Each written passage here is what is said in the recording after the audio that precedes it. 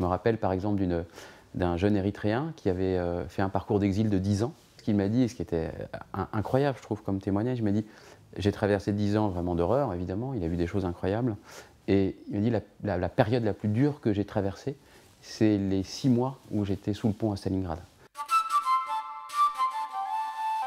Engage with Refugees, c'est un programme qui vise à faciliter l'insertion professionnelle des personnes réfugiées et à changer le regard que les Français, que nous leur portons collectivement. C'est d'abord un livre qu'on a écrit collectivement, qui s'appelait Portraits et recettes. Ensuite, c'est devenu un programme de mentoring entre personnes réfugiées et personnes françaises.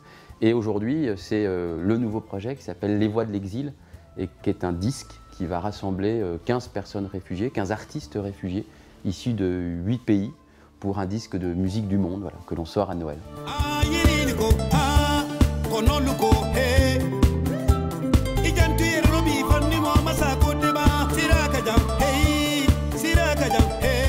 Ce qui est fondamental, c'est d'arriver à faire que ces personnes réfugiées, ces personnes françaises se rencontrent. Une fois que la rencontre est faite, la façon dont on les considère, dont on se met à agir avec eux change considérablement, presque instantanément. La musique s'est apparue comme une évidence que c'était un moyen de nous relier différemment à ces personnes réfugiées. Évidemment, quand on entend une personne réfugiée chanter, on entend une personne chanter.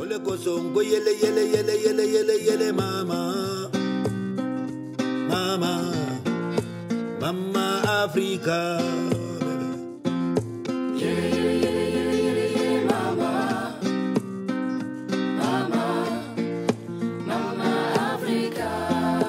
La France, s'est construite à partir de ces migrations, à partir de ces parcours d'exil. Moi, je suis 25% français, je suis 25% luxembourgeois, 50% marocain.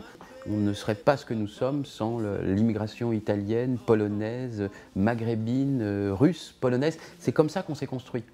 Et aujourd'hui, on n'est plus capable d'accueillir décemment 20 000 personnes réfugiées. Je trouve ça absolument honteux. Voilà. Quand on discute avec ces personnes réfugiées, on mesure, on se rend compte de leur richesse, de leur talent, de ce qu'ils peuvent nous apporter. Donc c'est tout ça, les Voix de l'exil, c'est cette envie de rendre possible, de révéler des sensibilités, de révéler des talents qui sont mis en sourdine aujourd'hui en France et qu'on a presque le devoir de révéler.